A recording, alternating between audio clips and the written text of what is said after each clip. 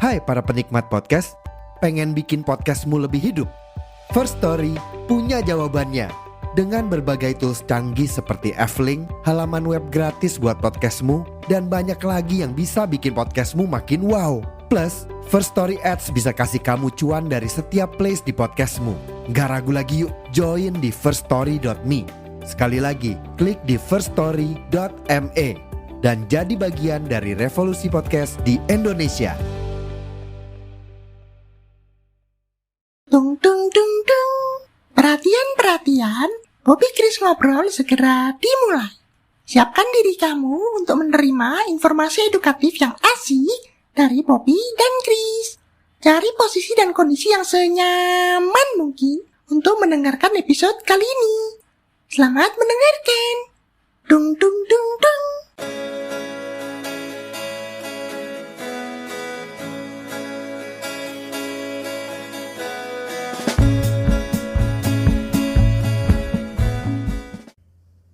Selamat datang di Bobbypedia Bedtime Story. Segmen khusus, Bobby akan ngobrol lebih banyak sambil ngajarin Sobat Boci bahasa Inggris bareng-bareng. Segmen ini seperti biasa muncul di setiap minggu pertama. Share juga ke teman-teman Sobat Boci yang ingin belajar bahasa Inggris juga.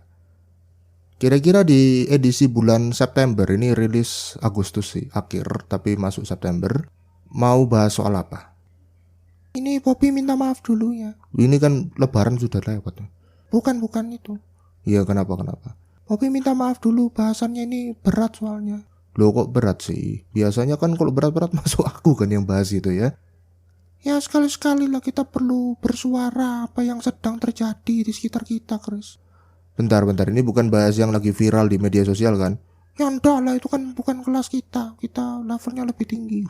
Lebih tinggi, bahas apa tuh? Bahas soal ini yang terjadi di dunia akhir-akhir ini. Bahas yang terjadi di dunia akhir-akhir ini? Banyak sih Bobby. Ya udah Bobby kasih tau lah, ini hubungannya ceritanya mau bahas soal perang. Waduh, beneran berat ya? Iya, topiknya berat tapi ceritanya ndak serem kok. Iya. Oke. Wah, penasaran nih bahas tentang cerita soal perang gitu. Hubungannya dengan apa yang terjadi akhir-akhir ini gitu ya. Ayo langsung aja aku persilakan Bobby untuk mulai cerita. Jadi topik cerita episode ini kebalikan dari episode lalu ya. Kapan lalu kan soal itu kedamaian gitu ya. Sekarang tentang perang gitu. Khususnya saat ini terjadi antara Rusia dan Ukraina. Udah lama sih, mungkin 2 tahun lebih ada gitu.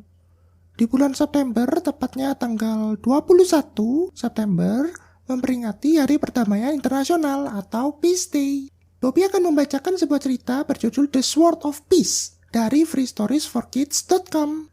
Ceritanya ditaruh di link deskripsi di bawah seperti biasa ya. Selamat mendengarkan. The Sword of Peace.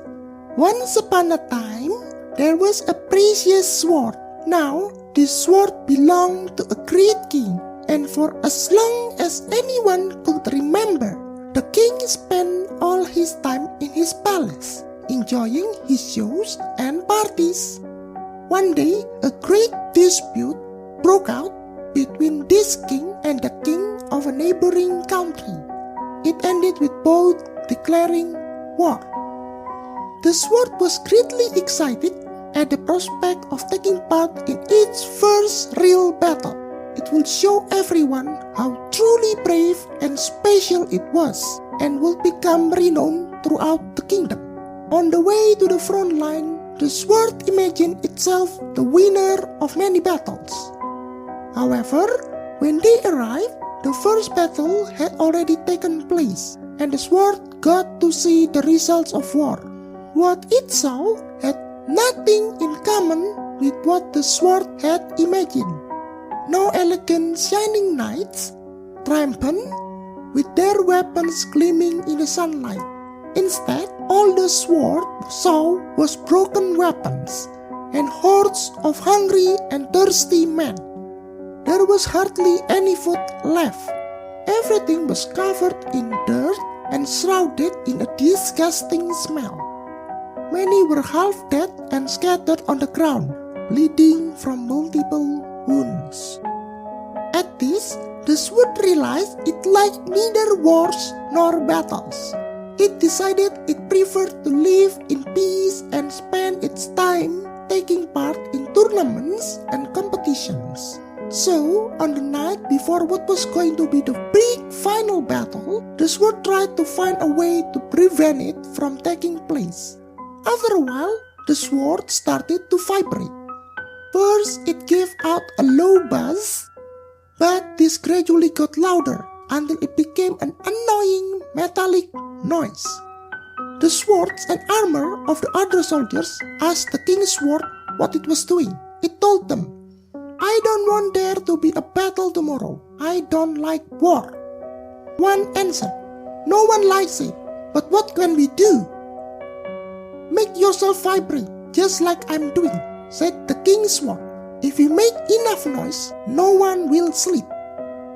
So the weapon started vibrating, and the noise became deafening.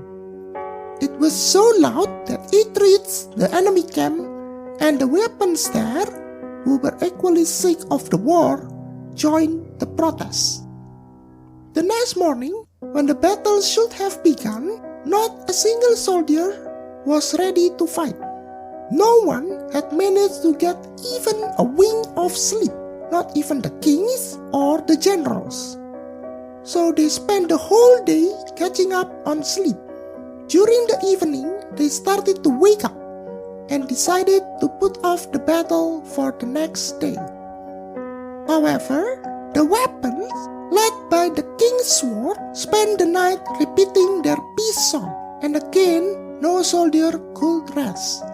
The battle had to be postponed yet again, and this carried on for the next 7 days. On the evening of the 7th day, the king of the two armies met to see what they could do about the situation. Both were furious from their previous dispute, but after being together for a while,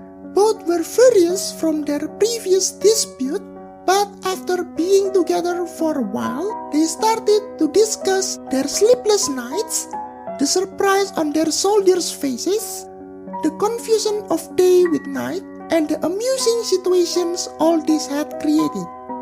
It wasn't long before both were laughing, like friends, at these little stories. Fortunately, they forgot their old disputes and they put an end to the war, each returning to their own land with the double joy of not having had to fight and having regained a friend. And from then on, from time to time, the kings would meet up to talk about their experiences as kings.